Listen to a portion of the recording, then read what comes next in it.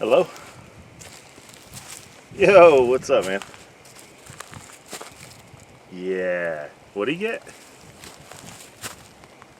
Why, though? Okay, so you guys went to the range. What was his like? Oh, he's not carrying it. I mean, we could have told him nobody made a holster for that. Oh, no. Yeah. Yep. That's what happens.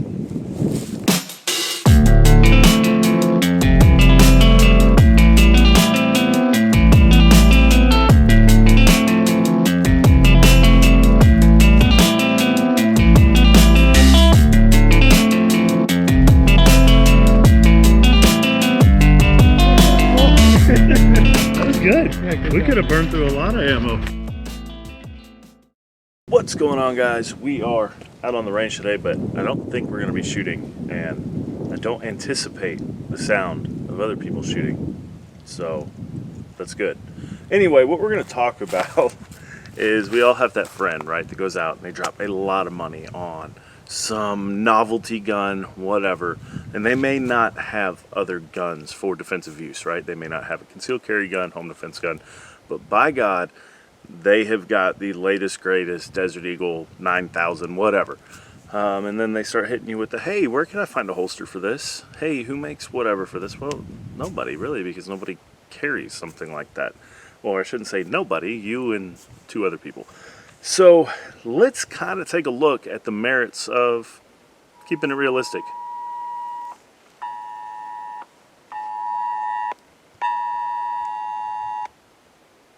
Amber alert. Scared me a little.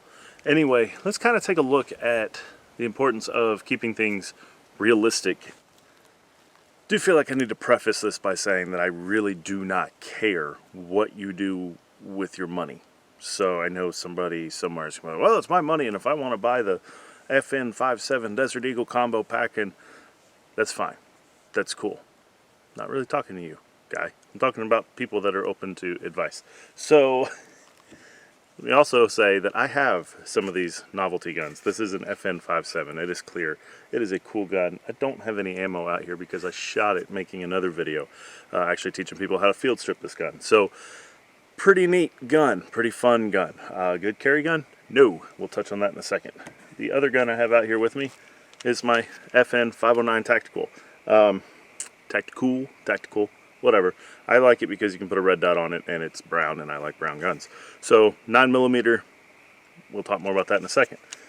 Gun not out here with me, but fairly easy to visualize. Glock 19 being the third gun for this conversation. I just don't want to walk all the way back there. So you get a gun like this. I actually have friends that they own one gun, and it is one of these, and it is their carry gun. They played hell finding a holster. They play hell getting out and practicing sometimes because of the cost of ammo or availability of ammo. And not to toot my own horn, but I can run circles around them when it comes time to do different courses of fire and things like that. Why? Because I use a 9mm. I use a 9mm that was very easy to find holsters for. And ammo used to be cheap and easy to find. Not so much now, but when things are back to something resembling sanity and normalcy, is that a word? Normalcy? Being normal. 9mm is easy to find, and I can practice with this a lot. I could practice with it a lot. So that translates into better skills with this gun, or my Beretta, or Glock, or whatever. Now I will say, getting a holster for this, which somebody may ask, is, unfortunately, if we can have a moment of silence for Lucky Coyote Kydex. I don't think they're coming back, guys. I think COVID killed them.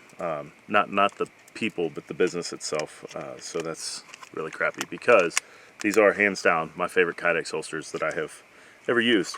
So, and the soft loop attachments for you inside the waistband, guys, definitely worth going to. I thought I'd never leave the clips behind, but the The loops are awesome. Anyway, it was pretty easy finding a holster, finding somebody that makes holsters for this gun. I could tell them I wanted it for the FN 509 Tactical with the red dot cut, with the threaded barrel, with the weapons light. It worked out. Even easier than that would be something like your Glock 19, your M&P series, your SIG P320s, the stuff that everybody else carries. There's a reason for that. Now, I get the desire to be different, right? I mean, I got my ears pierced at 29. I drive a Ram truck. I'm growing my hair back out. I can go from rap music to country music on my playlist. I get it, right? Nobody wants to be the same as everybody else. Everybody wants to be special, especially my generation. We're all beautiful, unique snowflakes. But anyway, there's a reason sometimes to go with the flow. Now, I'm not saying that you should never buy something like this. I'm saying that if this is your only gun and you want to carry it, do your groundwork first. Sometimes when you're gun shopping, it pays to look at accessory availability. Who makes the holsters for it? With the caliber, can you go to Walmart and get it? Probably not a good analogy since they quit selling handgun ammo. Anyway, dating myself there with that reference. Can you reasonably go find ammo for it under normal circumstances? I get right now is probably we should all be carrying swords. But there is that. Look at how hard is it going to be to get proficient with that gun, both in shooting it and doing things like coming from the holster, running drills, aka having a holster. Do you want a weapons light? Is that gun conducive to having a weapons light? Do holster manufacturers make a holster for not only the gun, but the gun and a weapons light? Do you have intentions to put a red dot on it later? It can be done, but it's expensive. What about sight upgrades? The sights that are on here are fine for target shooting. I would not want to use these for defensive use. Sight upgrades can be done. Gets expensive. So, I'm not saying don't buy it. I'm saying do your research first. And sometimes it's better to cover your bases, right? I've been fortunate. I've been into guns for a long time. I've been fortunate to be able to pick up guns that are just for fun. The most use that they ever likely will get will be coming out here and having fun or going to let buddies shoot them and things like that. I make the bad decisions so they don't have to. No, I'm just kidding. It's not a bad decision. I knock on everything. So sometimes it's better to make sure that you have your needs covered before your wants.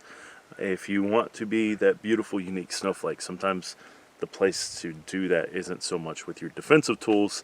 Maybe it's a new tattoo or a bumper sticker or shaking up your playlist. I don't know.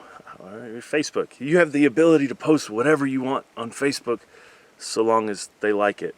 So there you go. You can do that and be your unique self over there and stick with stuff that's been proven, tested, people make things for. There you go. I can already tell that this video is probably going to get a hefty amount of thumbs down because there are people that are not going to be able to figure out. I'm not saying don't get it. I'm just saying do your research, maybe get something else first, whatever. And they're going to feel like I'm telling them how to live their lives. I have 3 kids that I have a hard time controlling. I have no interest in telling grown people what to do. So just advice, just something to think about, thought-provoking conversation, if you will. But anyway, if you saw this video and you did like it and you're on the same page, give me a thumbs up. It takes like 2-3 extra seconds and helps the channel out. That's cool. Also, if this is your first time here, normally I do more shooting and not just talking. So if you want to see that, hit the subscribe button. And if you are just desperate for more notifications at the top of your phone, I don't understand you. I envy you.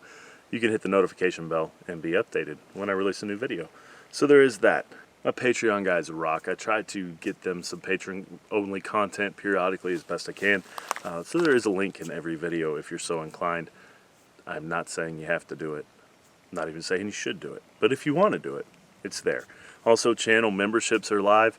Channel memberships is a little bit different. Channel memberships get early access to the videos that you guys all see here, but then you have the opportunity to comment, and Sierra Bravo is my one and only channel member right now.